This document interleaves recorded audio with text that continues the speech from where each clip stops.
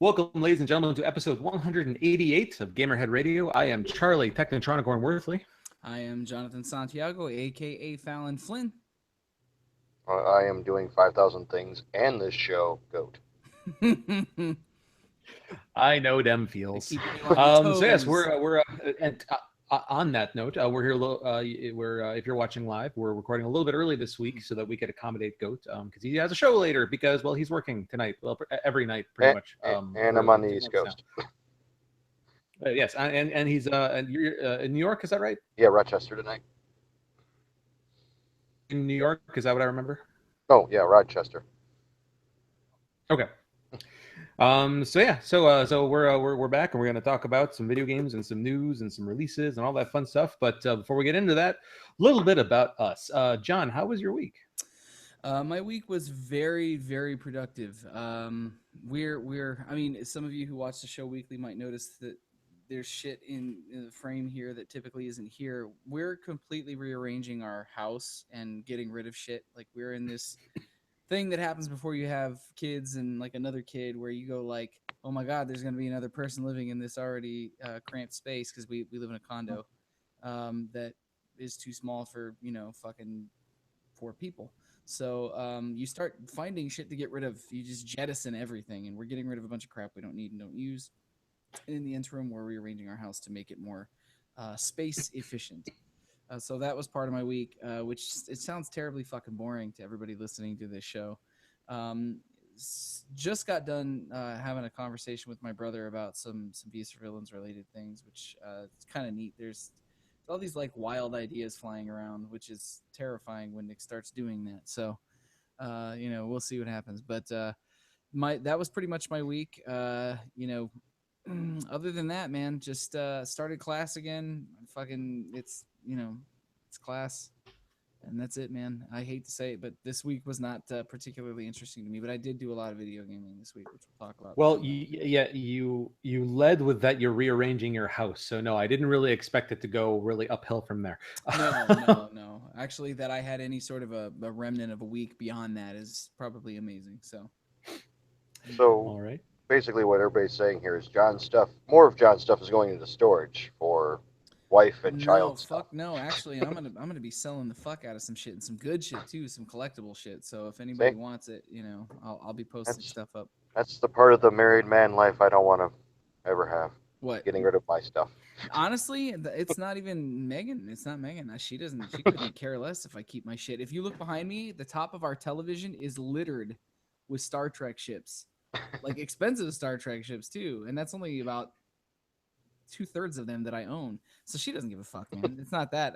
It's honestly just sitting on top of shit I don't need and don't use. So I'm just kind of getting rid of it. You know what I mean? Yeah. In lieu of in lieu of my sanity for space. So there you go. What about you, Charlie? How was your week? Well, I'm 3 weeks away from con now, and so busy is the most applicable term. And without droning on about it too much, we're just I've placed about 6 different orders online for various merch and swag and shirts and stuff and prints and things like that today. So yeah, it's been this is kind of the boring part of it. It's like all the planning, all the fun stuff is done, and now I'm just photoshopping and placing orders for things. So hooray. Really honestly, that's been about it. The calm before the storm. Yeah, no, that'll be basically starting next week because all the orders need to get in this week so that they're in time for them to get to con, and then so after basically next week, you're in that period where there's nothing to do anymore. Like everything's been ordered, everything that you can do has been done. It's too late to change anything. So pretty much next week or like the 2 weeks, week and like 10 days. That's the calm before the storm. Before I begin my Cider Fest festivities by meeting some of the voice actors downtown who are coming in and staying in Chicago early between Nightmare Nights and Dallas and Cider Fest in Milwaukee they're a week apart. Then some of them are going to both, and they're going to be spending some time in Chicago between. And on one of the nights beforehand, we Michelle and I and Corey and his wife, the other chair for Cider Fest, we're going downtown and we're taking them to the Baton Club. And if do you guys know? Do you guys Oh, know what the yeah. Baton Club is? Yes, quite. Oh, yeah. I imagine you do. Quite. It's one of the better known. I'm told I've yet to, this will be my first time at a drag club but I'm told it's one of the better ones in Chicago. So here's hoping Yeah, that they were pans out. But decent. yeah. Wages could have been higher. It's a rough 2 years. So yeah, that's how I'm starting my Cider Fest festivities, and so and then after that we'll be making our way up to Milwaukee to get everything set up, and then it's crazy fun drinking pony party time for like 4 days straight. Hooray! But yeah, so that's been about it. Well, that kind of The other segues into my life. What's that? So that kind of segues into my life. I look forward to finding out how. Well, I mean, drinking and partying in wild 4 days. Oh, right, because you're gonna be at the whiskey that weekend. You said, right? Yeah, yeah. Well, we're doing a show the 30th of the whiskey, and then I think the 31st, after I'm done with a little bit of post, I'm going to go back down there and watch Wednesday 13 on Halloween night. All right. Anything going on this week for you, Goat? We made it to the East Coast in one piece. What was it? Last week? We did a show last week, right? Yeah. Yeah. All the Yes, days are... we did. See, You- this, you- this, you ladies and were at the- gentlemen, this is what you call tour dementia. Yeah. You get All the days sucked run into together. this, Oh, that's like, right. Yeah, we were. blur. Yeah. So within the week, Yeah, I've you were made in it from Wisconsin Wisconsin. at that, Yeah, I've made it from Wisconsin to New York in 5 Yeah. days. A couple pit stops here and there. No more Ready. peeing in bunks. Our merch guy did get food poisoning from random Greek food in Cleveland. He was Unfortunately, down for 2 days. Yeah. We partied with Moto in Lancaster, and that got all sorts of crazy. And that's about my week. Yeah.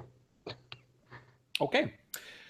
Well, so that's what's been going in our lives. So before we get into what we've been playing, we'll talk a little bit about what's coming out in video games this week. And brace yourselves, thanks to the impending release of the PlayStation VR. This list is a little bit long because it's everything that's coming out for that as well. So, October 10th, PlayStation VR Worlds is coming out for the PSVR. 100-foot Robot Golf is coming out for the PS4 and the PSVR. Thumper is coming out on the PS4 and the PSVR. I'm hoping and assuming that is the story of the rabbit from Bambi, but it's No, probably that's not. AO. Super Stardust Ultra VR coming out for the PSVR. So that's Monday, October 10th. Tuesday, October 11th, Origami Collector's Edition coming out for the PS4. Criminal Girls 2 Party Favors. Love that title still, coming out for the Vita. Castle Invasion Thrown Out. That's a play on words there because it's spelled THRONE. That's very clever. Coming out for the PS4 and the Vita. Batman Arkham VR coming out for the PSVR. Dragon Quest Builders coming out for the PS4 and the Vita.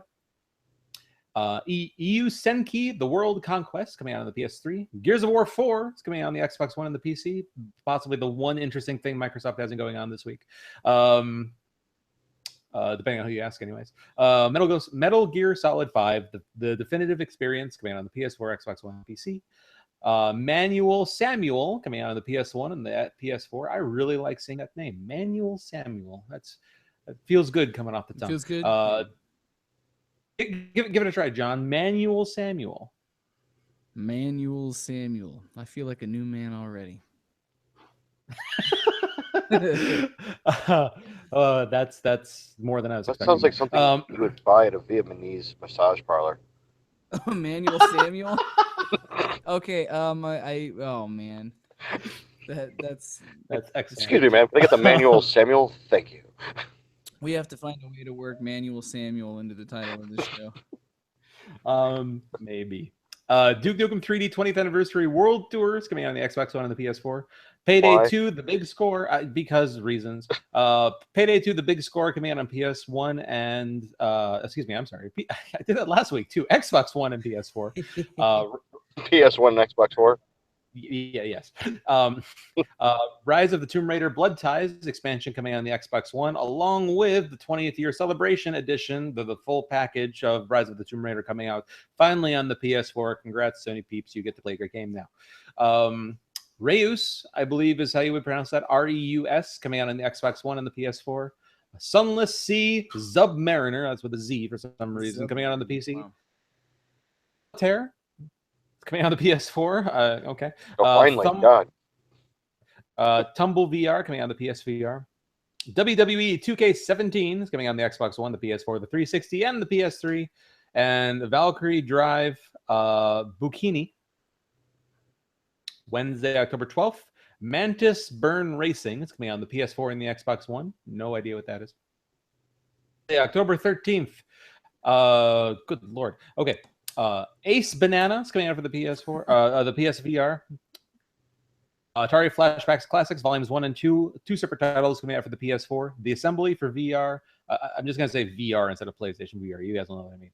Assembly for VR, Battlezone for VR, Crazy Machines 3 for PC, Drive Club VR for VR, Here They Lie for VR, Eve Valkyrie for the VR, Moto Racer 4 for the Xbox One, the PS4, and the PC, Star Wars Battlefront X-Wing VR Mission for Imaginators for the Xbox One, the PS4, the 360, the PS3, and the Wii U. Riggs Mechanized Combat League for the VR. Rez Infinite for the PS4 and the VR. Headmaster for the VR. Harmonix Music VR for Loading Human Chapter 1 for the VR.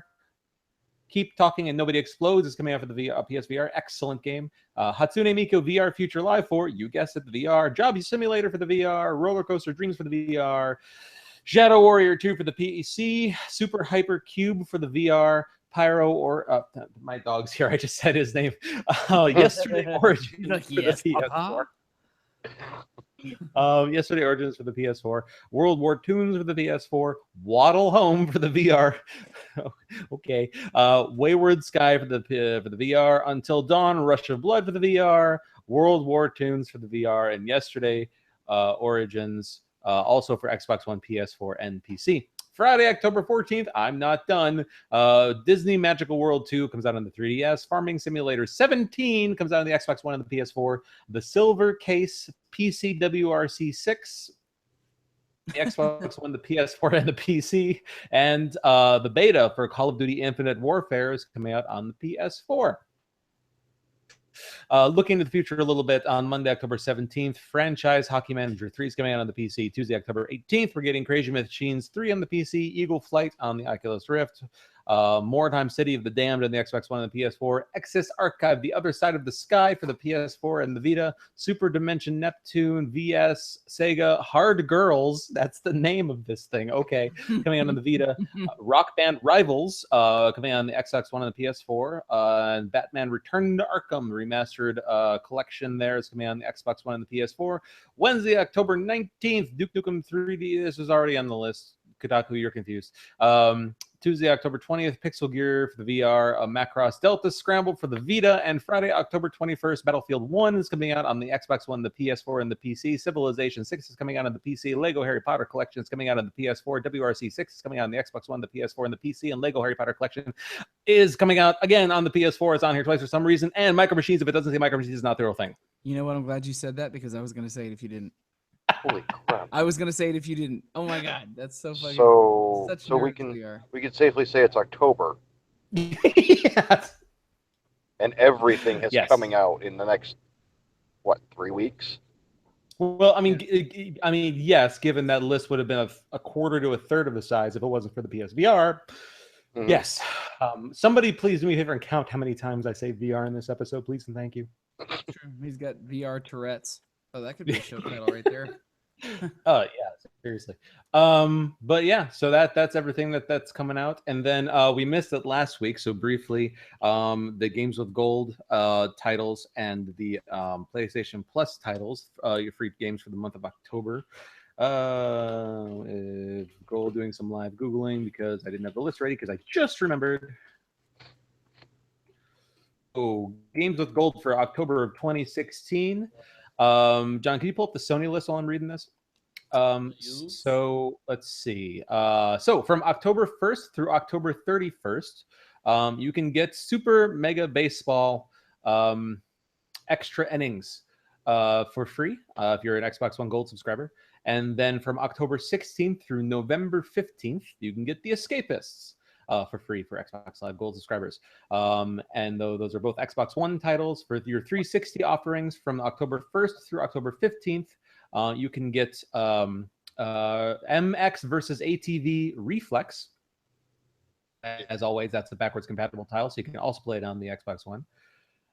And then I Am Alive is going to be a your free title from October 16th through October 31st. Also, of course, backwards compatible on the Xbox One.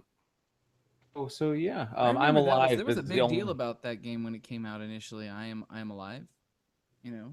I remember hearing a lot about it. I'm definitely interested to be able to try it. Yeah. Because I don't think I don't.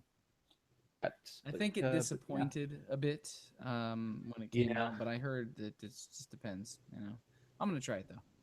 yeah, definitely me And too. then the full lineup for the PlayStation 4 for PlayStation Plus members for October is going to be Resident Evil for PlayStation 4, and that's the HD remaster version of the GameCube version of Resident Evil that was redone on GameCube. Transformers Devastation, Mad Riders for PlayStation 3, From Dust for PlayStation 3, Code, Realize Guardian of Rebirth. Can you possibly imagine what title or what platform that's for?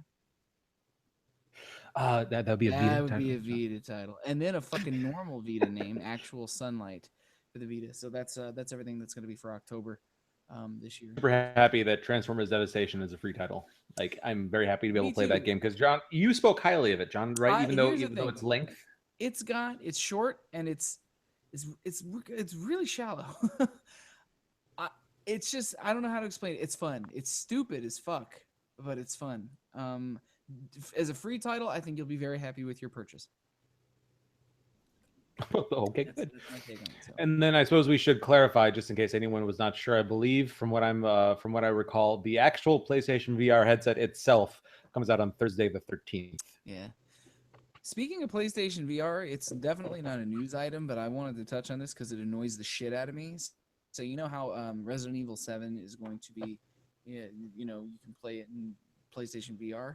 The virtual reality component to it is exclusively only available on PlayStation VR for a year. It's a timed exclusive to play VR Resident Evil 7 in VR on PlayStation 4. Isn't that shitty? So the game minus the VR content will be out on PC. And yeah, Huh. and Yeah. Well, presumably other platforms because the other, platforms have seen other things. I don't know. I don't remember if they said Resident Evil 7 is going to be an exclusive or not. Probably, because that's just kind of how Sony's been doing with everything lately. But the VR part of it, it can't play the VR part of it. If it does come out on PC, even if it's a pretty quick port, can't play the VR stuff on PC for a year. well, I can't say I'm super surprised. Sony is betting Me either. heavily behind the PlayStation VR, so I'm sure that was that will be money well spent for them because I'm sure there was some compensation there, but I'm you curious never to know. see how it goes once it comes out, but people are saying it has tracking problems, like head tracking problems. So we'll see. I was this close to pre-ordering it back when we were able, but I decided, like, especially with, you know, the Players Club on Facebook, a group that we're all in, said this recently, and they said that PlayStation VR, because they wanted to know how well it worked with the of the PlayStation 4 consoles, and that's basically Mhm. where I'm at. It's like, Yeah. I'm not looking to upgrade my PlayStation 4 to, like, the better version anytime soon. And so, especially if it doesn't really work, if it works but not really super well with the old version, then yeah, Yeah. I'll just hold off until Yeah, prices a come lot down. of moving parts in the world of console hardware coming up in the next year, so we'll see. Yep. Yeah. But we digress and move on with our regularly scheduled format. So John, you mentioned that despite your interior home renovations, you did manage to get some video gaming in. Yes, I did. So, I have a tendency when I'm playing something that's a little bit on the long end to have like a palate cleanser. Like I'll play something that's long, and then when I'm fucking just need to take a break from that, I'll play something that is short and just competitive multiplayer, and that's kind of it. I started the week playing some more Arkham Knight because even though I finished all the Riddler challenges, I started New Game Plus and I've been doing AR challenges, but I kind of stopped at the beginning of the week because last week I mentioned kind of starting to get sucked finally getting sucked into The Witcher 3. Fuck man, I'm still playing it. Like not only am I still playing it, but I when I looked at my save file yesterday, I'm at like 48 hours and change and I looked at an FAQ to see approximately where in the quest line I was. I'm not even a third of the way done with the main quest line, because I mean I've stopped to do a bunch of side shit and a bunch of other things, but fuck man, like I'm gonna be playing this for a while and I'm enjoying it a lot. And Megan likes watching me play it. She likes that sort of Elder Scrolls, like Bethesda, BioWare, CD Projekt Red style of like storytelling and narrative back and forth with dialogue selections and choices. Um, for anybody that has played the campaign through it, just so you know where I'm at, I am on the just tail end of finding both Dandelion and Horson Jr., um, which I'm sure means nothing to you guys, but that's kind of where I'm at with those are main campaign portions of it. Um, the like Crones of Crookback Bog stuff though was fucking amazing. It's really really crazy writing. I'm enjoying it a lot. I played a small amount of Battlefield Hardline just to kind of, like I said, cleanse my palate. I want to go play some Overwatch, but they've been getting on my nerves with some of the shit they've been doing in it lately. So, um, we'll see. Uh, I think that's it. I think that's all I had time to play. But I mean, like when normally I have like 10 things I played for 45 minutes. No, I just played Witcher for 10 hours.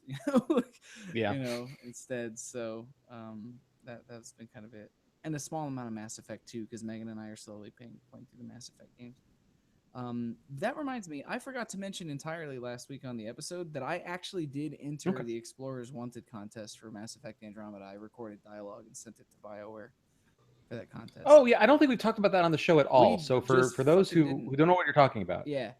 BioWare opened up a really neat contest for Mass Effect Andromeda where you would print out 2 scripts of dialogue for various characters of different styles, and they they let you pick one or the other. You record the dialogue. It's like less than a minute's worth of dialogue when it's recorded, and then you send it to them. If they pick you, then they fly you out to LA and let you voice a character, not necessarily the one you recorded for, um, and you get to be in the game, which means you officially have a credit that you could use as a resume builder for a fucking voiceover work, I guess, if you wanted to. Um, Probably an IMDb credit as well, I would imagine. But so I recorded, I did it, and I mailed it out for anybody that might be following that did it or knows what I'm talking about. I recorded the voiceover for. They had this like young, plucky kind of documentarian that was asking somebody from Andromeda questions about being out there and political questions and stuff. And so I felt more comfortable doing that than Tough Mercenary, because every time I tried to do Tough Mercenary, I was like, hey, I just couldn't fucking, I can't take myself seriously when I'm trying to be overly tough because I'm so fucking friendly and shit all the time. So, but yeah, that was kind of it. That was everything I played this week and did last week. For anybody that cares to hear the audition that I sent them, I actually did put it up on my Twitter, so you can actually go and listen to it. It's bizarre. I don't have any frame of reference for whether it's any good because I've never done professional voiceover work. So that's that. well, all right. Goat, how about you? Did you manage to get any gaming in this week? Yeah, a little bit. We're doing a lot of Rocket League, a lot of Mortal Kombat, a lot of NHL. When my Xbox lets us, I found out that it's hard to be mobile and console game anymore because it always needs updates. It always says it needs to be connected to the internet, That which sucks, man. yeah, which is annoying at best, especially when there's a go offline mode, and it does nothing. So I've been fighting that. There's very few games I can play out here because of that. So like these are games that you already had on your Xbox, and now hmm like it's giving you a hard time about playing them.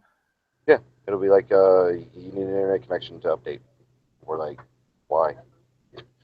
And then what? And you can't just like not do the update. No, you put it on go offline, and it just shuts down the whole game. It's like, oh yeah, you're offline. Really? You need an internet connection. Yeah, like we've Huh. become Wow, that's crazy. that attached to the internet.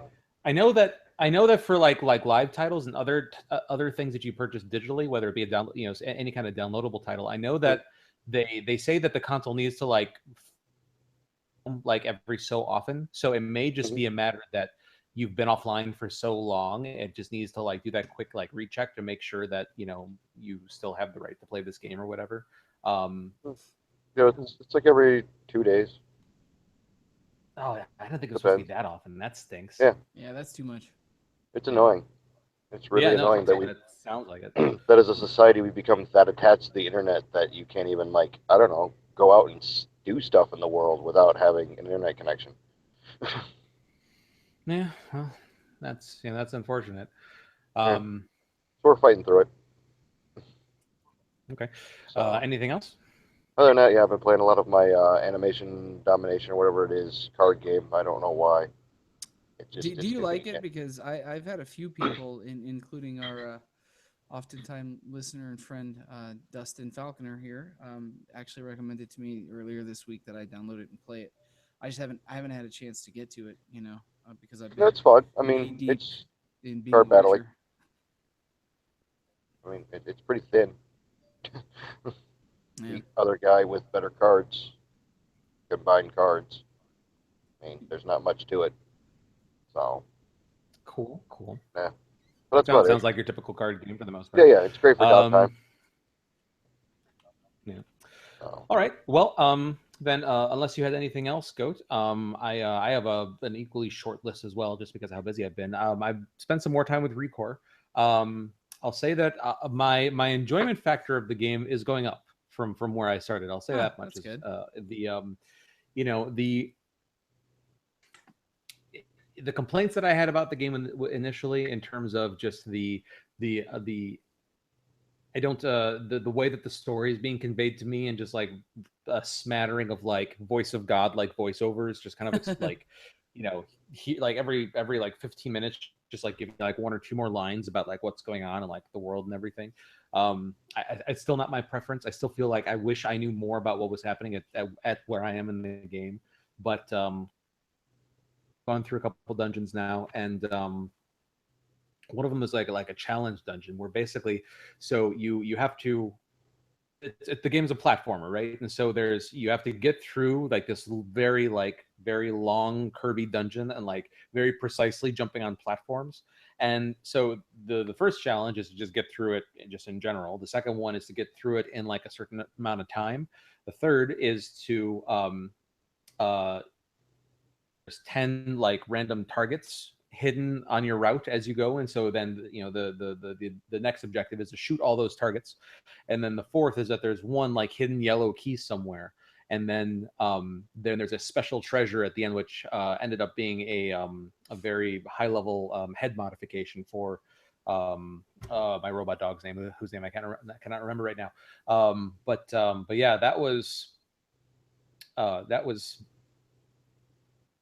entertainingly challenging. It's like it wasn't at the point where it was just difficult enough where I knew that the reason that I hadn't gotten through it is just because I hadn't done it right. I wasn't mad at the game for it being hard. You know what I mean? Like there's things where they're hard to get through because the game is just like Yeah. like like the targeting is bad, or the hit detection is bad, or it's just glitchy about you like falling off platforms and things like that. Like I didn't have any technical problems with this challenge, and like getting through and having to, because you have to get that treasure. You can't just like do one objective on one pass and then the next objective on the next pass. You have to do everything all in one pass, and so it was very challenging. But I enjoy a good challenge like that, and so I had a good time with that. So that one of the comments that people have given about Recore that I've seen is that they is about the platforming aspect, is that they have a hard time understanding like being able to tell what you can jump on and what you can't, kind of a thing. And I personally, as it turns out, have not really had that problem, especially as I'm getting through this level. I actually found the platforming to be pretty accurate. I mean, there was if I had to for this kind of a section, it would be that the camera I think could have aided me a little bit more. Like when I'm making a long jump, like the camera kind of like tilting up just to kind of like have me look down to see where I'm going to land a little bit more. But babysitting that the game doesn't really need to do. I managed, after doing it enough, I managed to figure out how to do it on my own, so it's fine. So um so yeah, there's still things I definitely don't like about the game, but there are other things where um mitigating those things in terms of my grand overall enjoyment of it. So yeah, gonna keep plugging away at that. It'll probably be at this rate after Cider Fest until I finish it, even with how short of a game it is, just because that's how things are gonna be. But yeah, I mean, that's really been about it for me, I think. What you're going to see in the next 3 weeks is Um, that the closer to the cider fest that Charlie gets, you're going to start seeing his beard fall out in clumps from stress. God, I hope not. And like this crazy thing happens whenever Charlie we all message each other on Hangouts during the week, to coordinate things and talk. And so what happens is it's strange whenever Charlie starts getting really close to like showtime, like every time he puts a post into Hangouts, it makes the screen of your phone sweat because you can tell that he's just fucking like. First, I thought it was just condensation, that maybe it was just moist in here. No, that's Charlie's flop sweat coming through the phone because he's running out of time. That's what that is. I did not know that Android had that feature. I apologize, John. Well, as the secret CEO of Google, I would like to say that you should fucking know. He knows. Don't let him fool you. He knows. I may or may not have requested it. He But yeah, no. puts a way for him to So, prevent the flop sweat. That's what it is. He's circumventing. Yeah. all right. So, anyways, that's what we did this last week in video gaming. Let's find out what the industry did this last week in video gaming. John, what do we have for news this week? Mixed bag. A little bit of a slow news week in one regard, but a lot of Oculus news this week. So there's a bunch of Oculus news, and is a little bit of a different setup for news this week, so that everybody understands how I did this.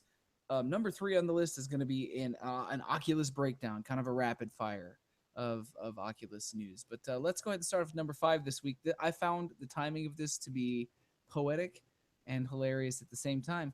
Not just a week ago, we were discussing, crazy, kooky, video game conspiracy theories. And one of the things we talked about was a game called Polybius. If you guys remember what this game was, it was that crazy arcade title that supposedly the CIA developed that made people have headaches and, fucked with your head. Well, as it turns out, one particular developer, Jeff Minter, the man behind Space Giraffe, TXK, and Goat Up. I want to know what Goat Up is, by the way. Is reimagining the classic arcade game Polybius as a PlayStation VR exclusive. If you don't remember Polybius, you're not alone. We talked about this last week. Not many people actually played it, but everyone seems to know someone who knows someone who's played it. Word on the street was that it caused seizures, amnesia, or government agents to show up and recruit its best players for some kind of top secret last Starfighter-esque national security initiative. If this sounds far-fetched, it's because it is. So, as it turns out, Mentor is doing his best to keep the legend alive. In his PlayStation blog post about his Polybius reboot, he describes the lengthy tale of how he was once invited to a Spielbergian warehouse where he was shown a mysterious arcade cabinet. According to Mentor, the game was incredibly enjoyable, but it came with the unfortunate side effect of causing temporary amnesia and anxiety. He can only recall bits and pieces of it that slowly came back to him little by little, but he's confident that he's been in a it had been a euphoric experience, and one he wished to replicate without causing psychological harm and sending people into an existential crisis. Saying some of the techniques used by the game obviously worked well, as the sense of enlightenment and euphoria attested. If only something could be implemented that could recreate those effects without causing deep-seated floating anxiety and temporary amnesia. Trying to recall precise details was as slippery as trying to trawl up details from a vanished dream. But I was able to form some concrete... Oh my god, man down, medic. Never mind. See, this happens. You reorganize your house and shit just starts fucking crashing down around you. This is my life, guys. The overriding thing was a tremendous sense of speed, rushing through geometric structures, the impression that I was surrounded by bright structures and pulsating light particles that sleeted through my very brain, it felt like. So this gentleman's making, kind of taking seems to be supposedly the legend and lore of Polybius and turning it into a PlayStation VR title, which seemed sort of somewhere between humorous and ironic to me. So what do you guys think about that? Any interest in playing? I'm sure. I mean, especially considering the urban legends that are surrounding this title, I'm definitely interested in checking it out. I don't know what to think about it, but sure, I'm interested in checking it out. Yeah. Excellent. Goat, what about you? Did you just say Polybius VR? Yeah, that's it. There's a guy doing his take on Polybius VR. He insists that he got to play the original, and he's doing his take on it. Sure, whatever. Whatever makes you feel better, I'll play it. Whatever, man. Video games are video games. Sure, Exactly. Only in America would people pay money to play a game that might make you poop your pants and forget how you pooped your pants. I don't. Only play it in life every day. Why not take it home? Ridiculous. All right, moving on to number 4 for the week. Charlie will be absolutely fucking elated. Ubisoft confirms that Beyond Good and Evil 2 is finally actually in development. They're confirming it's in development, so it's gonna be like still 2 years before it comes out. So, anybody who knows Beyond Good and Evil knows that there's a fucking, it's one of those titles that has the honor, I guess if you want to call it that, of sitting on the shelf of development hell for forever.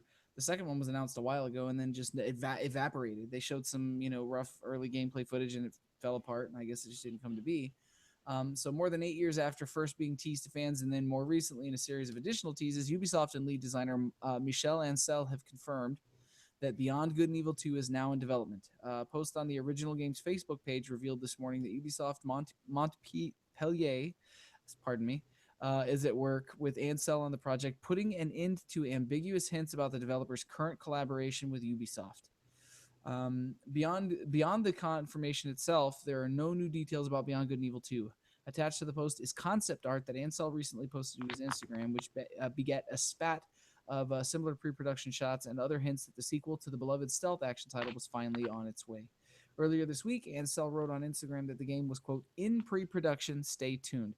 Yet Ubisoft remained coy about the title, retweeting the designer's social media post with winking emojis and refusing to offer concrete details about Ansel's project at the company. When reached for comment this week following Ansel's pre-production note, Ubisoft Polygon, whom originally published this article, said that the artwork was simply, quote, for the game he's working on at Ubisoft. We don't have anything further to share at this stage. This is good news.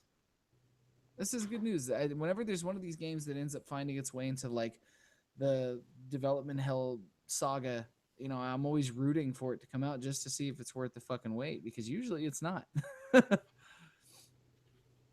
And their first one was a Games with Gold game. I think last month, wasn't it, or was it the month before? I think it was August. A couple months ago. Yeah.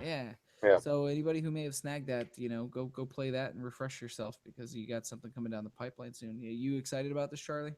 I mean, yeah, absolutely. I absolutely loved the original game. I mean, it was original. It had, just a lot of things going on with it that you just didn't really see in other games at that time. I mean, for its time, it looked great.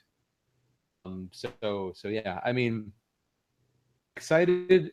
I guess I should say, to be specific, I'm excited at the potential, but I mean, like, it's, I just hope it doesn't turn into like a Duke Nukem. It's just like it gets tossed around and kicked around so many times that by the time it eventually comes out, it's just garbage. I mean, I hope that doesn't end up being the case. So I'm definitely excited at the potential. We'll have to see how the reality works out. I have to say that I'm absolutely thrilled that I only paid like $3 for Duke Nukem. Anything for it. I mean, meaning I don't own it. I paid $3 too much for it, but I did pay $3 for it. Goat, how about you, man? What? Are you excited for Beyond Good and Evil 2? Yeah. I think it's kind of convenient that Last Guardian's finally coming out, so we have to get the next one off the shelf and put it in the kitty here for somebody to have hope about. That's true. I guess technically, really, when you think about it, like that's been the hot button cooker for a while. Mm-hmm. That and Final Fantasy 15, and those are both imminent. Yeah. So we just gotta pull two more off the shelf and wait another 15 years, and we'll have them. We're kind of starting to run out of like old legends like that aren't being developed. They're all starting to. Well, Half-Life 3 will live on forever. Half-Life 3, Left 4 Dead 3, Portal 3. Fuck my life. Just make it happen, Valve. Everybody will just airlift you their money. They won't care. Make them all come out on the same day and watch as everybody's head explode and Skittles shoots out everywhere. Yeah, I mean, but what we got, we can wait it out. We can do 23? This next 3 we got coming up. Yes, I believe. 3/3/23. All the Valve 3s come out in the same day. I don't want to wait till fucking 2023. Have you lost your mind? Have you lost your goat mind? You've waited how long for Final Fantasy 15 and Last Guardian? I mean, what's the difference? Enough to have one and almost a half kids. So those are your mistakes. I mean, choices. Yeah, that dear sweet little boy. Moving on to number 3 for the week. So this is going to be our little Oculus mini breakdown of just some of the events and information that came out about the Oculus Rift this week. So um, probably the most talked about thing, sort of murmur, during the show. Um, this particular event was the Connect to Developer Conference, earlier this week. During their keynote presentation, everybody who follows anything having to do with the Oculus knows that Palmer Luckey is usually the face of the Oculus Rift, and as such is usually widely involved in giving those keynote presentations. He was not even at the show. Not only was he not allowed to give the keynote presentation, he was not allowed to step foot at the show. And Facebook largely kind of took the reins and took hold of the event in a way that they typically haven't, because even though Oculus Rift is a Facebook owned property now, they have still kind of largely stayed very hands off and let that brand just kind of push itself forward. Well, as VR is becoming more prominent and as it's becoming more accepted, Facebook is trying to put their brand on it a little bit more than they had. And in doing that, they didn't let Palmer Luckey come out. But the reason they don't let Palmer Luckey come out is because, as anybody who may know, earlier this year, Palmer Luckey said and did a few things that maybe make him seem like he is a Donald Trump supporter. And before I say anything else, Gamerhead Radio is not a political show. We're not here to discuss politics. I'm not interested in talking about politics, but I'm just giving you the scoop on why Palmer Luckey was not allowed to attend. Apparently, he offended some people, earlier this year, which I remember talking about, but ultimately didn't run that story when it first aired because we don't want to talk about politics on the fucking show. And then also apparently spent Amen. quite a lot of money funding political memes that were Trump friendly, and I guess Facebook doesn't want the advancements and kind of growth of the Rift to be marred by anything political.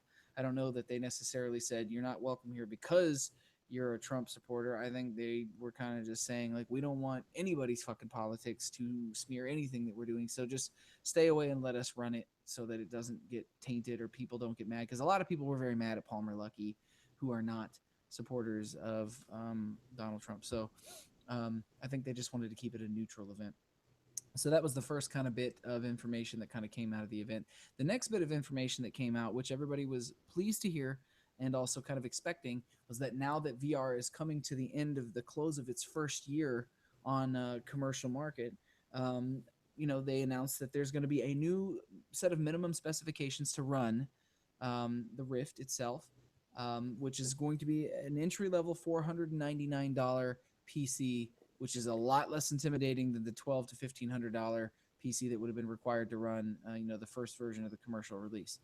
At Oculus Connect earlier this week, CEO Brendan Irabee announced a new lower minimum hardware spec for Oculus Rift.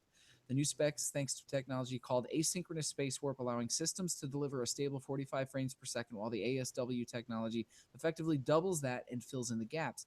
That means smooth VR running on cheaper hardware. And so these are the minimum system requirements now.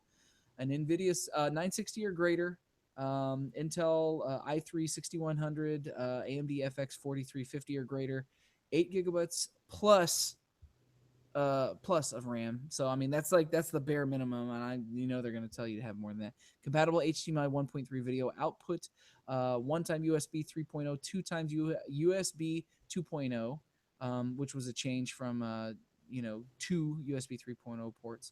Windows 8 or newer, Windows 8. So there here it is. You can play for cheaper if you haven't purchased yet. Then you still going to have the looming price of a $599 Oculus Rift unit. But the PC is lowered in terms of specs. So if you don't own a PC strong enough to run it, you could get one now, I guess. Maybe, because the next chunk of news that came out was both exciting and horrifying for everybody involved. They finally announced that they're going to be a release date for the Oculus Touch controllers, which we've talked about quite a bit, and they've been testing and showing off for the last year.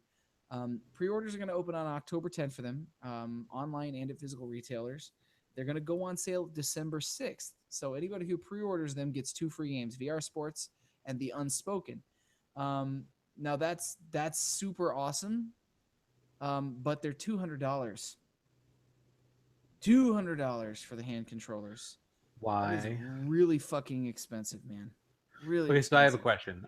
Yeah. I did not have the opportunity to pay attention to any of this news this week, but I know that one of the things that I think I swear I read recently or heard recently was that like you know how the Vive has the room tracking technology that the Yeah. Oculus doesn't have.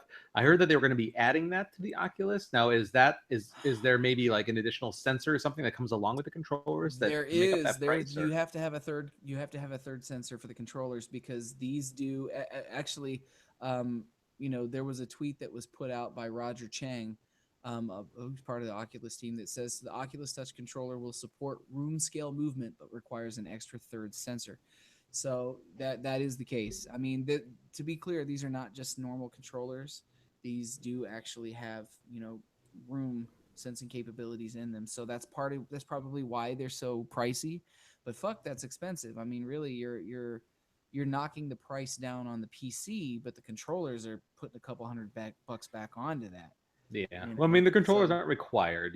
There may be games that require them, but not required for the Oculus Rift experiences in general. So there's no, that. of course. But Um, let's be frank. Who doesn't want fucking hands in their game? no, Who I doesn't? mean, Who doesn't? Yeah, I don't mean, get me wrong. yeah, you know. Like if I was considering Oculus Rift, they would absolutely be part of my consideration. I don't I think I mean, would do it really, without them. what it does is it makes the Vive to me look like a more attractive product because the controllers are packed in, and it's an eight Vive is more oh eight expensive hundred too, eight right? hundred dollars. Well, it's more expensive, but the cost of the controllers is built into that price when you break it down like this. When you've got a That $599, flattens the difference out, right? it really kind of does. Yeah. I mean, to me, if I have to pick between a Rift and a Vive now that I know that I want controllers and the controllers are packed Okay. in already, I might go with a Vive, man. So I don't know. Uh, We'll see. What do you think, Goat? I feel like you two are talking about meeting at the yacht club to figure out whose BMW is faster. But That would be fun this if I is had a car. No. this is elitist gaming still. Like, I mean, a couple grand for these people is not a big deal. It's not for the average user yet. Give it another 3 or 4 years before it comes down out of the clouds and has a chance to even become affordable. Yeah, I It's mean, don't get me wrong. When I'm saying these things, I'm saying them 100% hypothetically. yeah, Like there is nowhere near room in my budget to afford an Oculus Rift and pair of controllers or the No, Vive. So I no, mean, like no, I'm no. I'm just I'm just I'm just spitballing here. Yeah, Like not I'm to yeah, not going to mention be the yeah. able. games too. Yeah, I mean, like you got to think Yeah. about you got to build a It library of just games on top yeah, of it that. just it So sounds like two dudes on the golf course crying about like, oh, should No, I it get the sounds like two 2011? dudes no, no, no, no. It sounds like two dudes drinking beer in the parking lot of the golf course, talking about how they wish they could play golf. Is what it Oh, so sounds the like. right there you go. oh, Charlie so the knows. so the caddies like, That's right. man, one of That's these right. days I'm gonna play That's what this we are. course. We're Exactly. that's right. Yeah. VR beer 4 more caddies. tips, man, and I'm gonna get one round in this bitch. There you go. There's our show title. Manuel Samuel and the VR beer caddies. Oh But god. but I think Oculus and these guys know what they're dealing with, and that's why they're throwing these numbers out. On top of the fact that it's brand new technology and nobody knows what the price should be or can be. So why not go high and see who bites, and then slowly bring it down as needed? I think that's where we're at with it. Yeah, maybe so. I mean, either way, I think this first year was kind of important, but it seems like a lot of people are still investing their money in the growth of the VR market. So I don't think it's going to go away. I think if it didn't collapse into dust after this first year, I think that was a huge step. And year two is going to be very telling because of things like this. And now they've got proper controllers coming out, and they're now competitive. I mean, and a lot of it I think is going to depend on what the PlayStation VR does. I mean, if you didn't pre-order one, you kind of can't get one now. So I mean, the first wave of them is Yeah. sold out. It's going to be some measure of success. And honestly, even though Batman, like the Batman VR experience, the Arkham VR experience, Mhm. everyone's saying it's just a little over an hour of playtime, but everybody's saying it's fucking awesome. Like it's a lot of fun. I mean, it doesn't have a tremendous amount of replay value, but it's also not insanely expensive either. So I'm all about that, man. I don't know. I hope it all takes off. We've been touting and tooting the VR horn for a year and a half now, and I hope it does well still. Yeah. Okay. Unless you guys have anything else to add to that, moving on to number two. Real quick, what Yeah. I will just say is that I completely support their if the reports on why Palmer Luckey wasn't at the conference, I completely support their decisions to have him kind of just like stay on the sidelines. It's especially with the way again, like John said, not getting into political opinions here, but just in general, Mm-hmm. it's especially this election, like it's way too hot button of an issue to support either of the two primary candidates. If anybody in any sort of like public eye voices a preference, or that they intend to vote for, or whatever, that they support any one of the two candidates, they're going to piss off a lot of people. And like, unless you're a political company, Facebook is not it's or at least they should not be a political company, and especially Oculus should not be a political company. It makes a lot of sense that if somebody made clear that they are, that they lean towards one direction or the other from a business sense, for them to say, you know what, you've made yourself too much of a target, you've ruffled too many feathers, we're just going to pull you back and have you just sit down until this whole election nonsense is ironed out. So Mm-hmm. I get that personally. um Yeah. What a that's country the we only live thing I in. wanted to say on it. There you go. Yeah, tell me about it. All right, scooting on to number 2 for the week. Microsoft and Universal Pictures put out a press release this week confirming that there is a Gears of War movie coming out. Of course there is.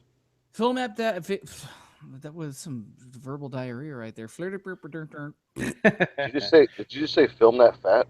No, I didn't say anything. What I said was just a mouthful of shit. The film adaptation of Gears of War has been a long-standing rumor for several years now. The project was first announced in 2007, has since been in Delayville, alongside the now defunct Halo and BioShock film franchises. But at long last, it appears that fans will finally see it happen. Now it's just a question of when. During the Xbox Gears of War 4 live stream earlier this week, Rod Ferguson, studio head of the developer at the Coalition, announced that yes, the movie is finally going to happen. What's more, Microsoft has a studio partner to help make it happen, Universal Pictures. Larry Major Nelson Herb's tweet confirming the announcement can be found online as well. And in the press release following the announcement, producers on the project were said Scott Stuber from the TED series and Central Intelligence, and Dylan Clark from Planet of the Apes and the series Oblivion will produce for their Universal-based Bluegrass films. In addition, Executive Vice President of Production John Monet will oversee the project for Universal, and Senior Vice President Jay Ireland will oversee for Bluegrass. Of course, the project is still in its planning phase, so no stars, director, or release date has been announced yet, but still in the step in the right direction, and hopefully we'll see some more information surface soon. What do you think the odds are that this movie will find its way to the screen? This version of it, anyways, this first launch. I'm certain that almost every really good video game story we know will find its way to screen, probably numerous times before they get it right. Much like comic books were back in the 70s and 80s, comic book movies were fucking terrible, and then they finally nailed it. I think video games will have the same kind of life, where they'll fuck it up a lot until they get it right, and then once somebody nails it right, then it'll just become, oh, let's just make video game movies. Do you think this version of it will find its way to screen, or do you think it's just going to end up fading out like the rest? Well, that depends on how well Gears of 4 or Gears of War 4, whatever they're calling it, sells. They will pump it out as fast as they can to boost the game sales. It'll be crap, but it'll be an add-on marketing thing. But if Gears of 4 does well, then we might Please never see it. calling it Gears of 4 because it actually makes fucking sense, and I'm shocked they didn't call it Gears of 4. Yeah, I somehow have trained myself to just say that, and I don't know why, but it works. Yeah, it's funny. Charlie, what about you?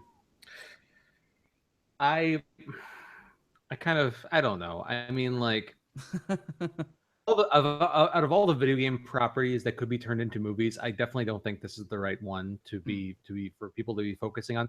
Not only I mean, like, you're not gonna be able to get it to look like, because because everybody human in the beings movie don't have legs like tree trunks. So I mean, aside from the near impossibility of replicating the visual style of the game in movie form, I mean, they're just better games that I think should be made into movies. Personally, I mean, we've had this conversation on the show multiple times, I think. like to see as movies, and Gears of War has never entered my mind as being one of the top 10. Yeah. So I don't know. I think Goat's right. I think depending on how well Gears of War 4 does, will either will reassure or scare away investors, and so on that. But I don't know. I kind of don't care, to be honest. He's just waiting for Boogie Bunnies to be a movie. Hell's Game. I can't stand that game. That's what they all say. They all say. No, Michelle doesn't say that. Michelle loves that game. I can't stand it. But anyways. Well, having said that, then let's go ahead and move on to number one for the week.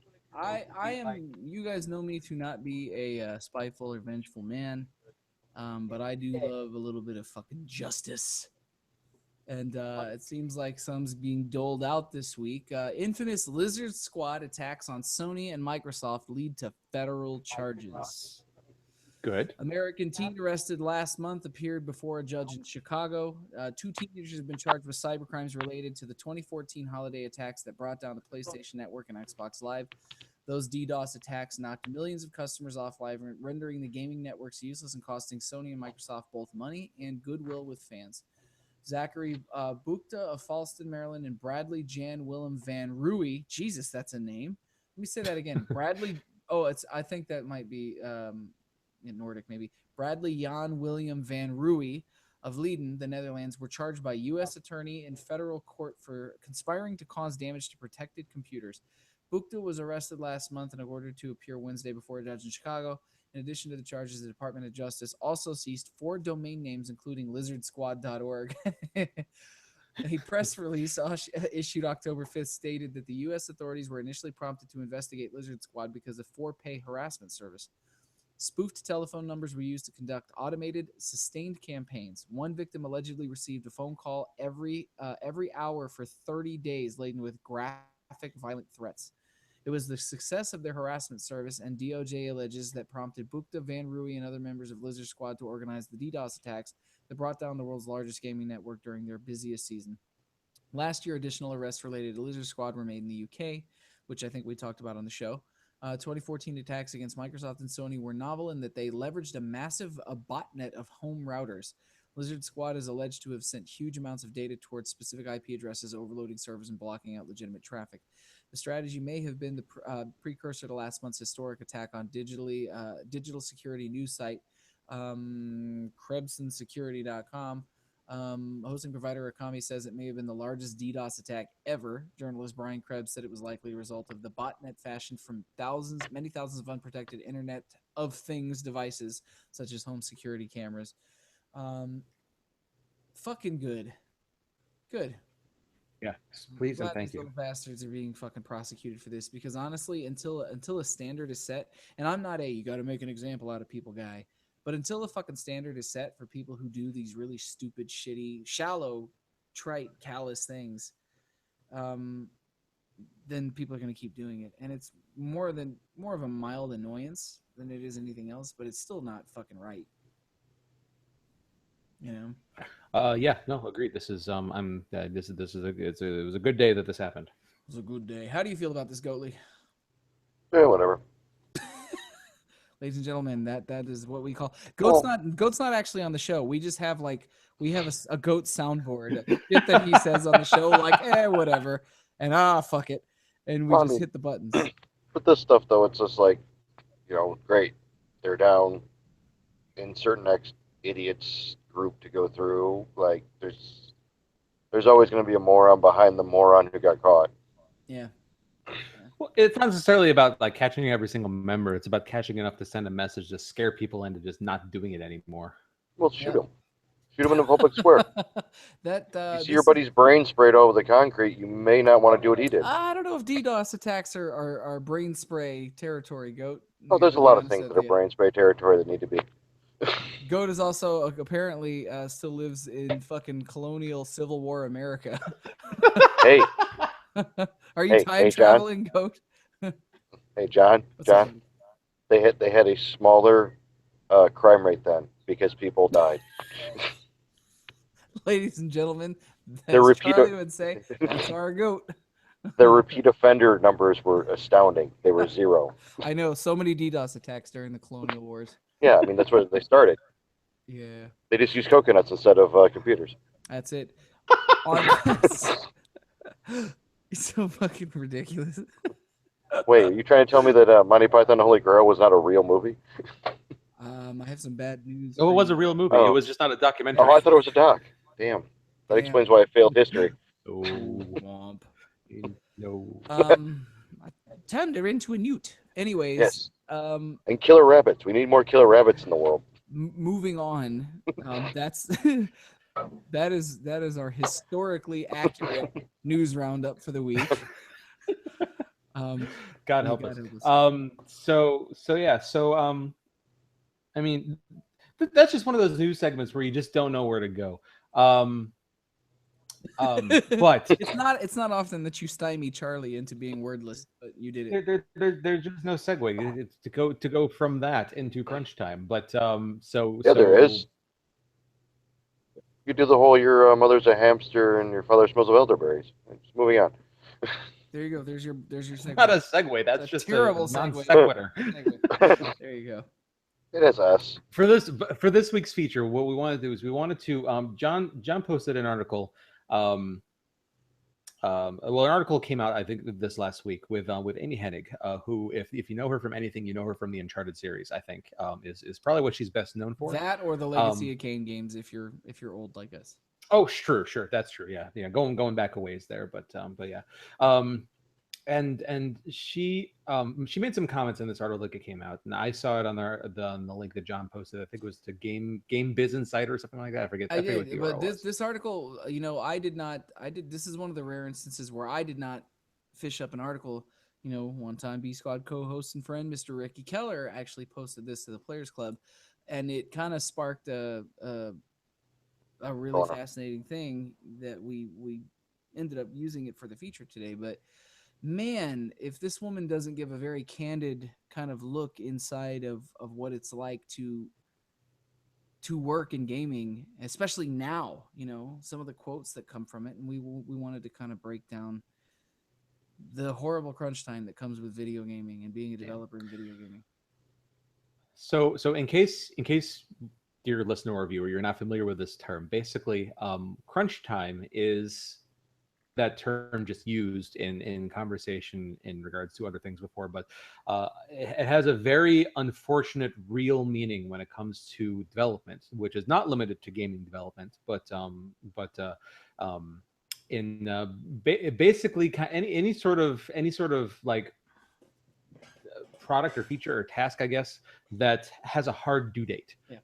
And a lot of times, especially with video games, you'll see this. I've heard this term used sometimes also in movies that have like a lot of like digital effects and things like that. Same kind of a thing.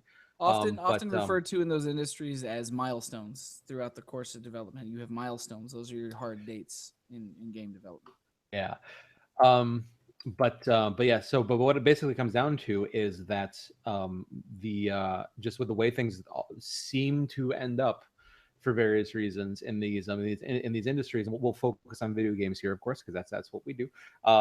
Is that you're getting close to your game needs to be done, or at least as done as it's going to get to be able to shipped off to be pressed to disc, or to be put up in the online stores or whatever, and development houses will go into modes that is known as crunch time, where basically these developers are charged with goals and deadlines of getting things done that basically makes it so that they have to, I mean, many people will just literally just sleep in the office. Like these offices, they might have like cots and like showers and things like that, where literally people will not see their families for days or even like a week at a time. Yeah, it's pretty gnarly, man. It's very unrealistic goals. Yeah, working like 80+ hours in a week and things like that. To give you guys, I'm sorry, go ahead, Charlie.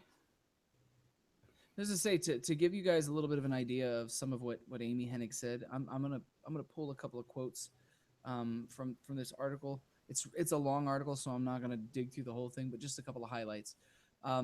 She talks about how people were being forced to work to a point where that people were getting sick. She said 7-day working schedule wasn't limited to people on Hennig's level. They were talking about how um, there's people who never. This is what she said. There are people who never go home and see their families. They have children who are growing up without seeing them. I didn't have kids of my own, so I chose my career in a lot of ways, and I could be single-minded like that. When I was making sacrifices, did it affect my family? Yes, but it was primarily affecting me, and I could make that choice. But when I took a look at other people, I mean, health really declined, and I had to take care of myself because it was like it was bad. And there were people who, collapsed or had to go check themselves in somewhere when one of these games were done, or they got divorced, and that's not okay. Any of that. None of this is worth that. She said we need to get our act figured out as an industry. And the problem is that the ante keeps getting up. It's an arms race that is unwinnable and it's destroying people.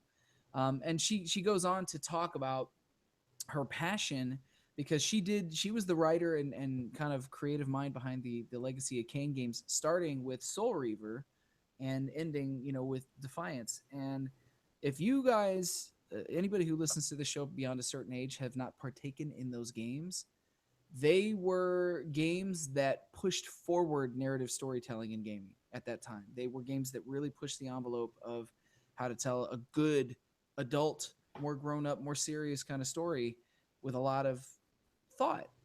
So go check those out if you haven't. But she's awesome. She did say this. Um, the trajectory of AAA console games is to be all things to everyone. However, at the same time, new distribution and pricing models have given so much rise to change and renewal that the world in which she works in is largely stuck with the same price point and the same drive for upping the ante.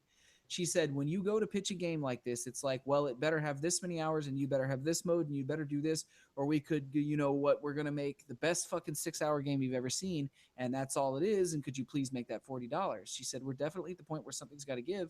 And my hope was that the different means of distribution, the fact that everything wasn't bricks and mortar and in a box, it would be that. And that I think that in some quarters that's true, but I think AAA development is still stuck in a rut and the ante keeps getting up. She says, I mean, look at Uncharted 1, a 10-hour game, no other modes. You can't make that game anymore because people demand so much for a $60 price point. And I think part of her point is that game was a fucking 9.5 out of 10 when it came out. It pushed graphical standards forward. People talked about how brilliant the story was, and nobody complained that it didn't have a multiplayer component. Nobody complained that it didn't have extra modes or like loot boxes or whatever. It was a fucking game. You paid $60 for it. You loved it. You played it. I've played it probably 3 times. But you can't make a game and just say, I'm going to put a $60 10 to 12 hour campaign out. And she goes on to say it either has to have DLC, or it has to have some sort of thing like loot boxes, or it has to be a sandbox game. The only way you can make a game that doesn't have a multiplayer component anymore is for it to be a sandbox game. You can't just make a 10 to 12 hour narrative anymore. And she kind of laments that. I mean, there's so much to this article. I could probably fucking talk for 2 hours on just this topic, but that's just to give you an idea of how difficult it's been for her. Um, and she talked about the development for Uncharted 3. She said that they had 2 years to develop the game, and she said it was 2 years after 2 projects that were a crunch. She said, and it was the time when we were also trying to grow the studio and split it into 2 teams. She's talking about Naughty Dog, and deal with all of the recruitment issues that went into that. Try to figure out what to do in the face of success for a second game, and still only have 2 years with all those challenges. So she's talking about they did Uncharted, then they did Uncharted 2, and then when Uncharted 3 was announced and developed, they gave her 2 years to from concept to the shelf to make that game with her team. And she said that she was working, she said an average of about 12 hours a day, 7 days a week. She was putting in, she said in a total work week, and it was not uncommon for her to put in an 80-hour work week, where she would occasionally take a day off every once in a blue moon, but for the most part she was working around the clock for 2 years straight at a time, which is why she ultimately did not end up making Uncharted 4. She was supposed to, but they replaced her with Neil Druckmann for a couple of reasons. Some of that was politics, but the rest of it was that she was fucking fried, after working on for basically the last almost 10 straight years on the Uncharted series. Could you imagine that? So that's to give you guys listening at home an idea of what a veteran, a 20-year plus veteran with a really, really great, well-respected, gaming career has to say about how fucking hard it is to work in the gaming world. What are your Yeah. guys' thoughts on that? And I think John, what you just said, I think, is the most important part of this conversation, because we're not talking about, it's one thing to hear this from the developers in the trenches, but it's unfortunately very easy for people to say, oh, he's just complaining about his job, he doesn't have it as easy as he wants, blah blah blah blah blah. This is not who we're talking about. We're talking about Amy freaking Hennig here. Like, this is somebody who, like, I am of the opinion that she has earned our, like, full respect and attention when it comes to when she says things like this. Yeah. This is not just her complaining that she doesn't have a 40-hour work week. Like, this is not somebody clearly who minds putting in the hard work and cares very deeply about what she makes and her team and just everything. So I think it's extremely important to put that bookend on this conversation here, because Mm-hmm. it's one thing. It's you hear people talk about, like, lazy millennials, and the idea that how they don't want to work and they want everything handed them for free and everything. And just because that's a conversation that's in the ether, in these times, like, I don't want that thought process to bleed into what we're talking about here, because this is not the same thing at all. Yeah. I mean, and this is also a woman who's been doing this like forever, man. She was Yeah. actually hired as an artist for an Atari game called Electro Cop. And aside from Uncharted and the Legacy of Kain games, she's actually responsible for the Jack and Daxter games too. So, Yeah. I mean, amongst other things too, but she's got a pretty storied history. So she knows what she's doing. Goat, how do you feel about all this stuff? I mean, it's the age old thing of like what I do. Like all the fun dream jobs are twice as hard as people perceive them to be, and That is true. That's true. and it's not for everyone. Like I think she's almost giving everybody like a take heat. Like people are like, oh, I want a tour. I'm like, no, you don't. You don't want to do that. Yeah. It's So I it takes mean, a special person. I think there Like was a Charlie would crush under tour. Love Charlie to death, but he would crush under tour. And I don't, I don't know and I can't do cons. thing to say, but okay.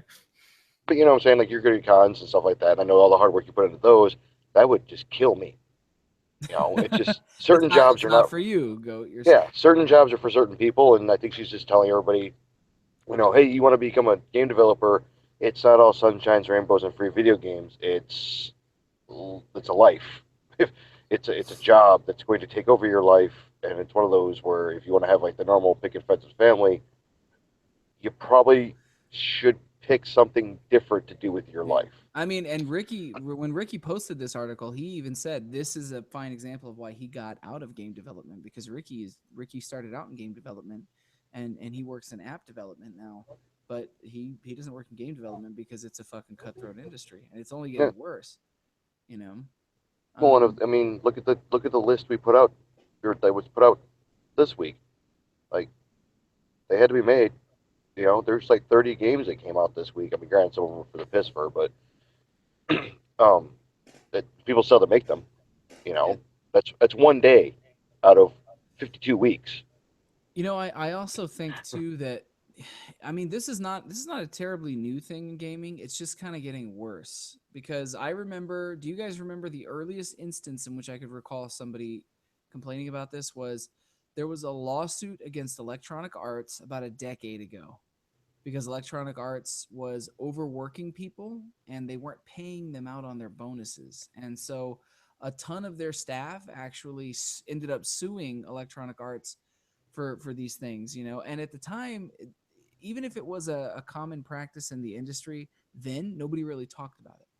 Mm. The inside access that people have to the guts of video game development are a fairly new thing, outside of that industry. And people just didn't talk about the goings on and what happened in gaming unless you worked in it. Everybody else just you just fucking read, EGM and you bought your games. You didn't really care what happened, otherwise. So, it's changed a lot. And I Yeah, think it's getting worse. I think this is just becoming more of a it's common well, thing. it's not going to get better, John. It can't. Yeah. As Yeah. video games become more popular, the more supply, the more demand, the more work, Sure. the longer hours. Like Yeah. it's on a downhill slide. It's weird. The market is on an uphill slide because they're making more video games. It's become more prominent, but like the workload and the actual like employment is on a downward slide Yeah. because there's more. There's not. There's too much work for not enough people. Yeah. And then on the other side of it, you can't hire 50 people for like 2 months. It's a weird world. Yeah, that it is. Um, I think that's a question. Like, are we sure that we can't be doing that? I mean, like, because I mean, Well, like, no, because your bottom line, profits. second. I mean, let's look at the trends here, because like the more like what this article with Amy Hennig is suggesting, and I think what we keep on seeing is that, like she says, the ante keeps getting upped. It's like games keep on having to be more competitive and to be noticed and everything, because the video game marketplace is getting so crowded. It's that games are continuously having to be bigger and Yeah, huger, standards and have been set. That bar keeps getting raised. And so Yeah, the other thing, one of the other things we keep on seeing is that games are more and more and more often and more on greater and greater scales are being released with problems. yeah.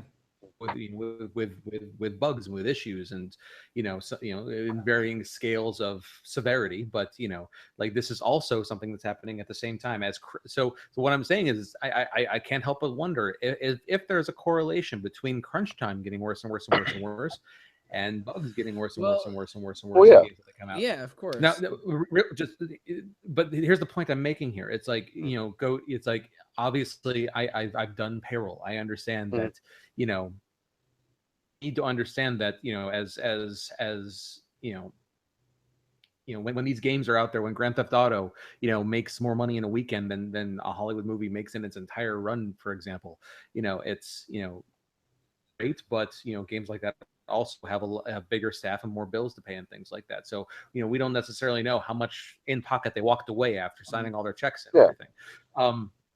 But when you have games coming out and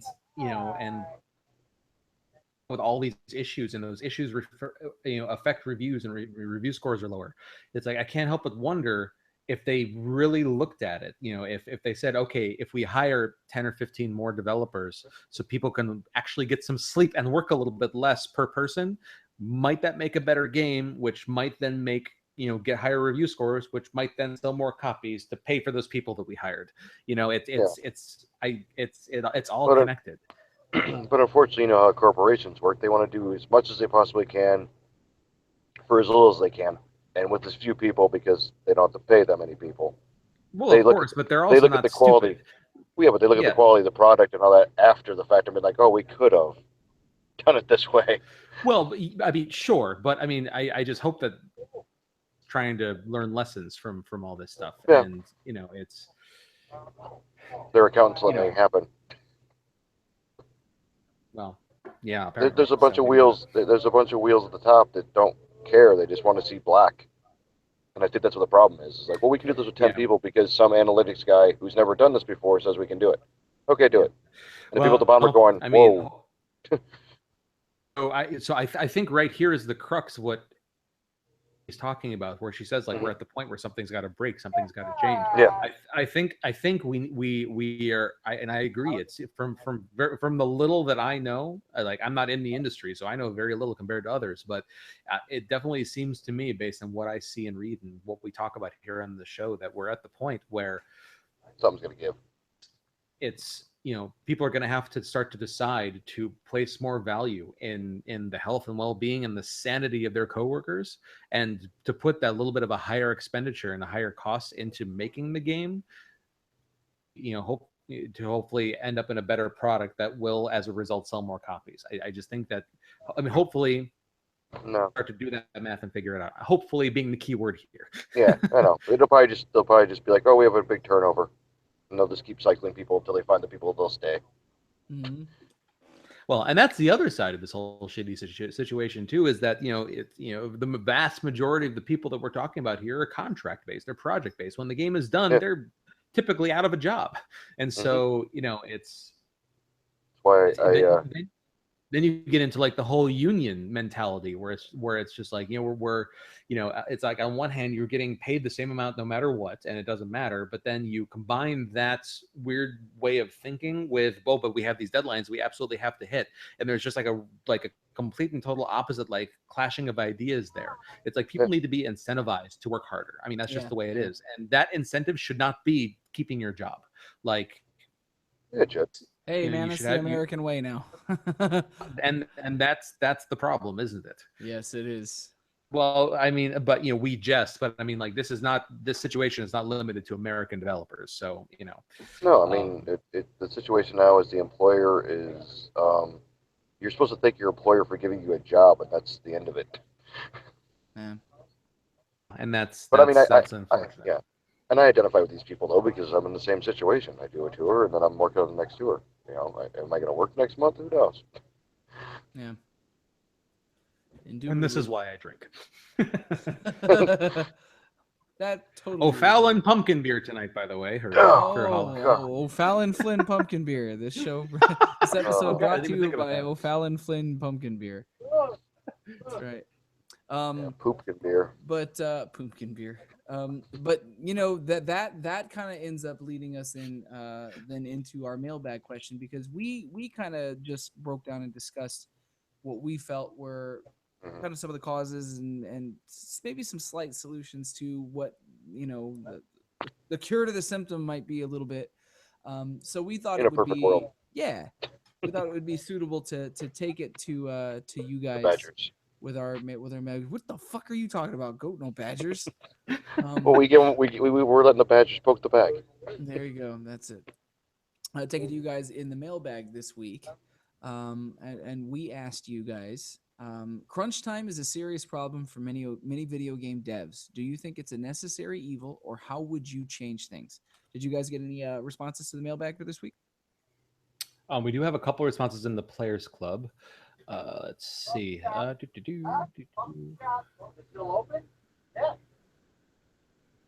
So Dan Purcell, who is a video game developer, by the way, responded and said, "My experience with a more drawn-out schedule of people working in their own time, working in their downtime from their other jobs means the process moves extremely slow compared to crunch. Even people getting paid to work a regular week without crunch would move much slower than a regular team. Is not inherently bad. Longer release times do put stress on the company's finances, as there is presumably no income during that period. I think we need to switch to a more sustainable model where bits of games can be released, people decide which ones get worked on, and help to support the project while getting to affirm that the project is still on track." That would be something interesting to look at. I wonder how much a little crunch time happens in episodic releases, because they kind of go off their own schedule. Like with Telltale, it's just like, yeah, it comes out when it's done, it seems Yeah, like. So I yeah, wonder that's I true. wonder if Telltale has a problem with crunch time. That'd be something I'd be interested in finding out. Mm-hmm. And then Dane and Bew replied and basically said that, I think that is the nature of development when you have a public deadline for a widely anticipated product. Software is slightly different in that they can get away, meaning non entertainment, non gaming software, is slightly different in a way that they can get away with patching bugs after release. I think he's suggesting that it's more forgiving to do that than with a game, but it still has to work on a basic level. Once it reaches the public, that always results in crunch time.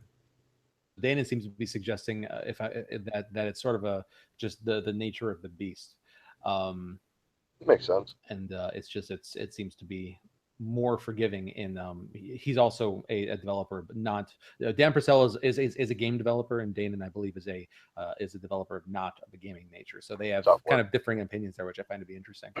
Um, but yeah, those are the only two responses I got on this side of things. Um, any responses? I saw you shared the Yeah, I question got a out. handful of responses this week. So, Mr. Dustin Falconer, who is watching the show right now, said, "Plan better. It's like with theater. You know when the show is. When it needs to be done. Plan time wisely. Crunch time shouldn't be needed." Um, Amanda Hall says certain studios push it too much. Ubisoft is a perfect example of why we can't have nice things. I wish more studios would be like Square Enix and delay when they have bugs. However, they're one of the biggest studios in the market, so they have the flexibility to do that, and other studios don't. Um, And then Dustin follows up by saying, pushing too hard is when more mistakes occur and people care less about the product and more about just finishing the project. Darcy responded by saying, I think they should set goals for specific aspects of games for certain times and maybe have a backup team to round out features while the main design and development team handles the big stuff.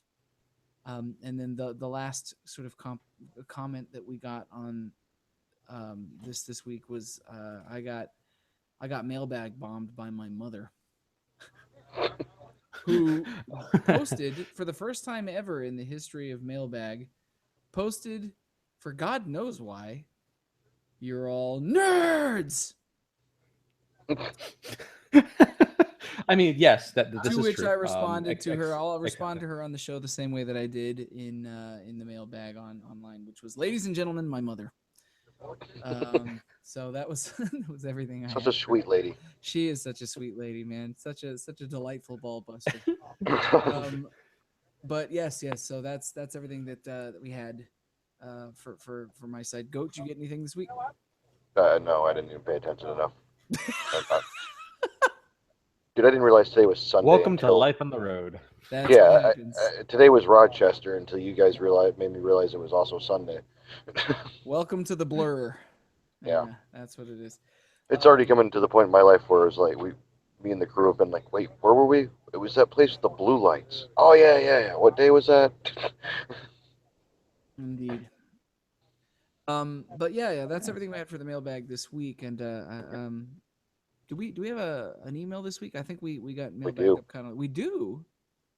Mrs. Yep, we did. We have a response from the good Songbird. Songbird says, mailbag answer. In theory, no, it should not exist, referring to crunch time, as generally we presume that everything will be fine and completely finished without any deviations, hiccups, and etc.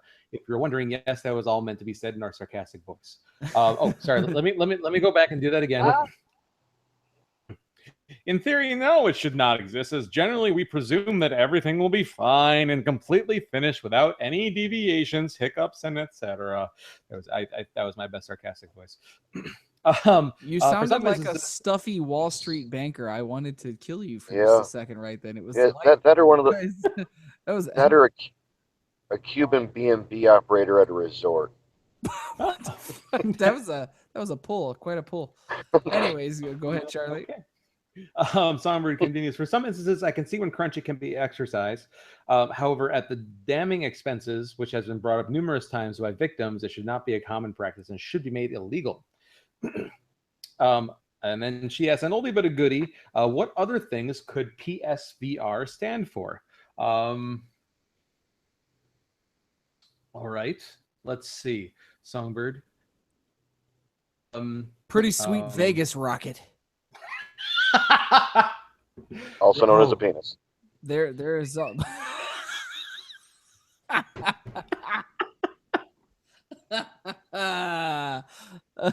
on. I'm gonna ask my wife if I can name my penis rocket. You've asked Megan if she wants to go on the Vegas rocket ship. She'll say yes every time, as long as it's mine. Well, she said yes at least twice. Fucking awesome. Amazing. That should be our show title right there. She said at least twice. Pretty sweet Vegas rocket. So many contenders for show title this week. I can't top that. Can I just go with that? I'm going to go with that. Pretty sweet Vegas rocket. Goat, do you have an alternate for PSVR? I don't know. I was thinking more so like piss severely. Never mind. I have no idea. The Vegas rocket wins. It's a show stealer, if you will. It is. It is. This makes no sense, but I let my mind find words to fit those initials, and I've come up with pretty standard vasectomy rage. That would make a fucking mean hardcore band name. Yes. They would definitely have to be a blues pop trio. Synth pop. Anyways, please suck my Vegas rocket. Songbird asks, you have been made required to create a commercial for Polybius for the PSVR. Go. Well, that's easy. Say again. I missed it. What was it, Charlie? You have to make a. Made required to create a commercial for the Polybius for the PSVR. Go. I'll tell you what my concept is, just right off the tip of my brain, is it would be like a conspiracy theory video. You know how they're like cut together with like subliminal messages and things You like were that. kind of going. I got the same thing. Go ahead, though. Yeah. Okay. Yeah. So it would be just like in of like other conspiracy theories, but then it would be like, and then the government did this, blah blah blah, like with like an anonymous voice, you know what I mean, like a synthesized voice, and like it and everything. That's my head concept that I'm kind of rolling with. Okay, here's what I got. It would be a gameplay video, but it would almost look like an instructional video where the instructors are J and K from Men in Black, and they explain the game to you. So it's Will Smith and Tommy Lee Jones explaining the game to you when you get to the end of the CIA instructional video, and then at the end of this instructional video, they flash you with their little "forget what you fucking saw" shit. It would be like a little clever commercial built that way. All right. That makes sense Okay. to me. I can see that. Yeah. With some witty dialogue. Go, Dave. Anything better? Oh, I just see like the cabinet slowly panning out, and like the inner world guy talking about it, and like just some sort of like Law and Order kind of teaser bit to it. Okay. All right. Yeah. So yeah, I like all those ideas actually. Let's see. Songbird finishes with Happy Chess Day. If you had to watch a chess match between two gaming characters, who would it be? Newer listeners, Goat and I were on our high school chess team together. True story. Yes, No shit. got all the ladies. That's all a lie. That's actually where the or maybe Goat actually was where and the just didn't share. yeah, that's actually where the Vegas Rocket started. It was my old move, my old finisher. Oh, yikes. Let's see. Who would I like to see play chess? Gaming characters specifically. I know who I want to see. Yeah. Okay. I want to see Snorlax versus Sonic in the most lopsided game of chess ever. That's pretty good. All right. Fuck. You know, I almost kind of want to do like, I'm trying to think of who's like super smart in the world of gaming. Like who would make a fine chess player. You know who I'd like to see play chess? I'd like to see Old Man Snake, like Solid Snake, play chess with like, who would annoy the fuck? You know, him and Raiden, just because Raiden is so goddamn annoying. Nice. I feel like those two would be good. It played between GLaDOS and Legion from Mass Effect. Oh, that would be fucking cool. I think you beat us on that one. I think you got the win on that. That's my vote there. Just the dry wit, I think, is really what I'd be looking forward to in that chess match. Oh yes. But yeah, and then that's always nice in the chessboard. A nice dry wit. Oh wait, no.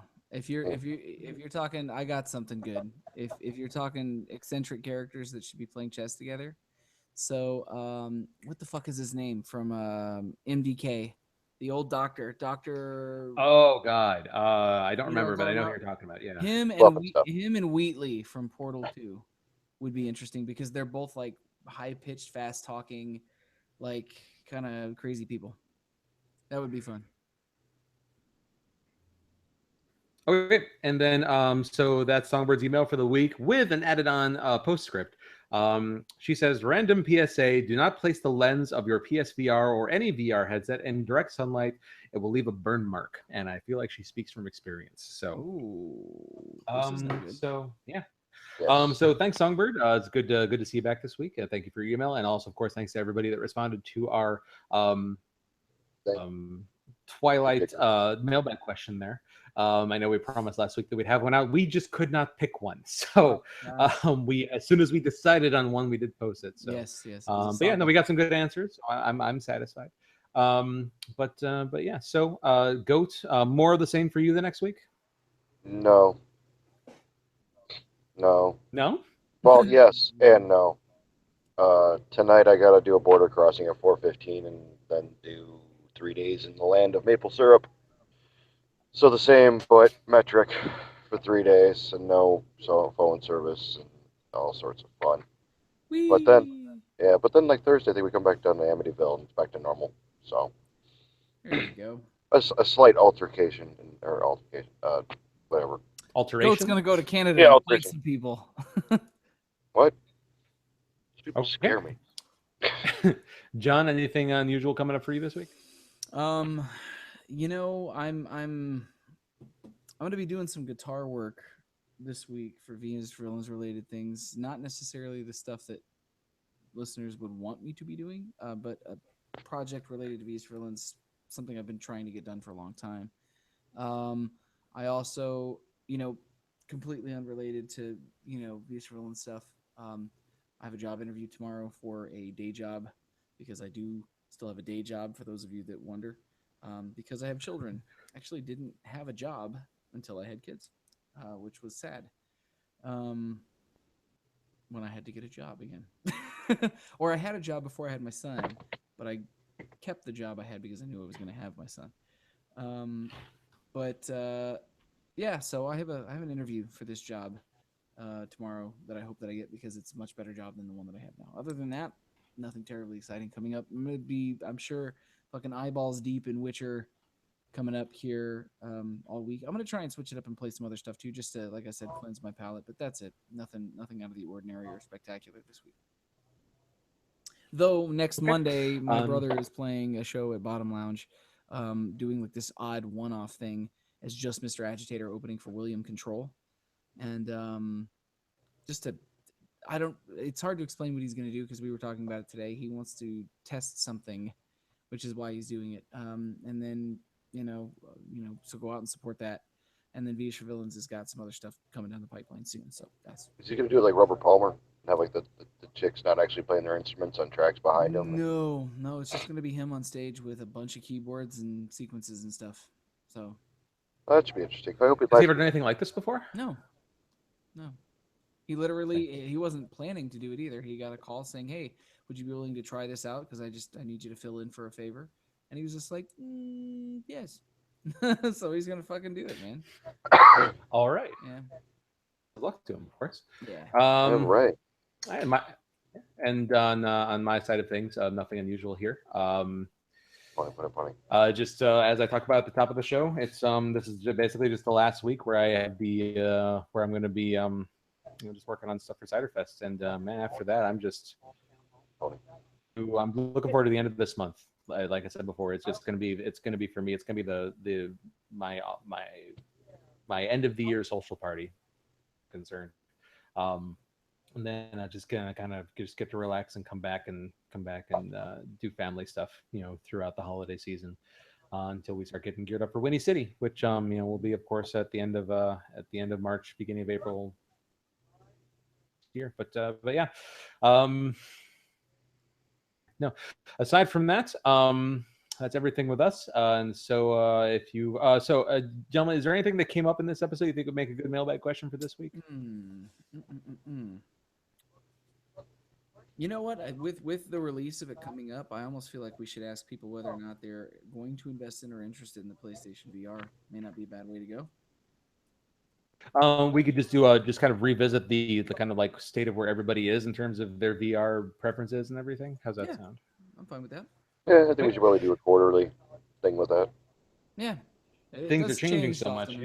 Yeah. All right. So we've asked this before, but it's been a bit, so we'll ask it again. Our mailbag question for this week is going to be for next week, I should say. Our mailbag question for next week is going to be with the release of the PlayStation VR.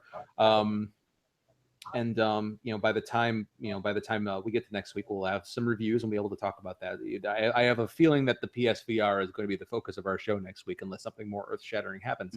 But our question to you is going to be: where do you currently stand in terms of VR headsets that you are owning or pre-ordered or interested in? First of all, we're mainly curious to find out if anybody is very much either did get or is desperately wanting a PSVR. But if you're not a PlayStation person, where are you currently standing in terms of your VR preferences? Have they, just like I said, we asked this question a couple months ago. Give We or got to take, take but stock. just Every time there's a new revisit player. and just kind of see where everybody's at. I'm curious to see if anybody's opinion has changed also. So if you answered this question before, and if your opinion has changed in any way, please let us know how it's changed and why. But yeah, so that's going to be our mailbag and probably topic for next week. Especially with the with console player. That's the big thing Yeah. with this one, is now that you can get it on console. You don't have to spend $9 million on a computer. Yeah, definitely. All right. And so, Goat, off the top of your head, do you know what your likelihood of being on the show next week is going to be? Oh, it's 7 days from now. Yeah. Nope. He Yep. has no idea. What is 7 days from now? I'm getting there. So that's going to be the 16th, and you are going to be in Fayetteville, North Carolina. Most likely I'll be good. We will look forward to Goat being on the show next week. Yeah, so just a programming note as far as that's concerned. It's always possible, as with tonight, that our time may vary a little bit. But plan on an hour early next week too, because I'll still be in the East Coast. Okay. So yeah, so just make sure that you keep an eye on our social media feeds to see if we're adjusting our recording time at all. If you care to watch the show live, as we do record typically on Sundays at 8 p.m. Central. Today was 7 p.m. Just like we said, to accommodate Goat, and potentially maybe early next week as well. If you like what you heard, you can find us at gamerheadradio.com, as facebook.com/gamerheadradio, at google.com/+gamerheadradio, and on Twitter at gamerheadradio, where I am at TEK Charlie, John is at the Fallon Flynn, and Goat is at Sir Goatsworth. You can email us at editors@gamerheadradio.com or call us and leave us a voicemail at 94926-GAMER. You can download the official Gamerhead Radio app on Google Play devices from the Google Play Store, or you can subscribe on iTunes, YouTube here, of course. Make sure to turn on notifications so you know we're recording live. On Stitcher Radio, TuneIn Radio, Twitch, or with your podcast downloader of choice. We should be available on anything that you would want to use. Thank you very much for watching, listening, subscribing, commenting, chatting. We've had people in the chat room tonight. I haven't really called out comments, but thanks again to Darcy and Dustin for being regular chat room participants. Appreciate it, you guys. This has been episode 188 of Gamerhead Radio. Lead in. Well, it's your show. Hold on.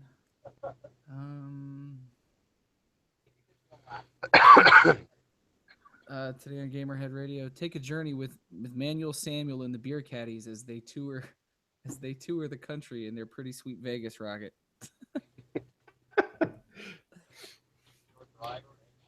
Yeah, I'm good with that. All right. Suggestion? Anything? No, let's run with that. It's perfect. For lead-in?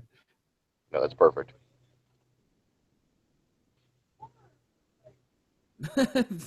Darcy says, "Do it." Okay. Yeah, we should just do that. Okay, John, give that to me one more time.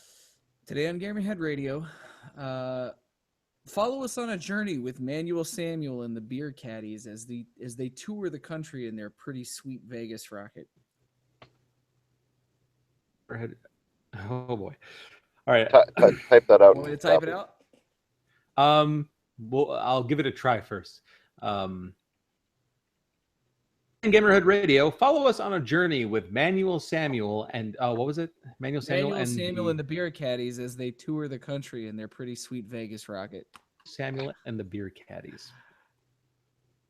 Gamerhead Radio, follow us on a journey with Manuel Samuel and the Beer Caddies.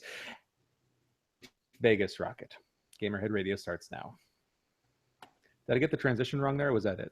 Yeah, no, there was a tour in the country was in there.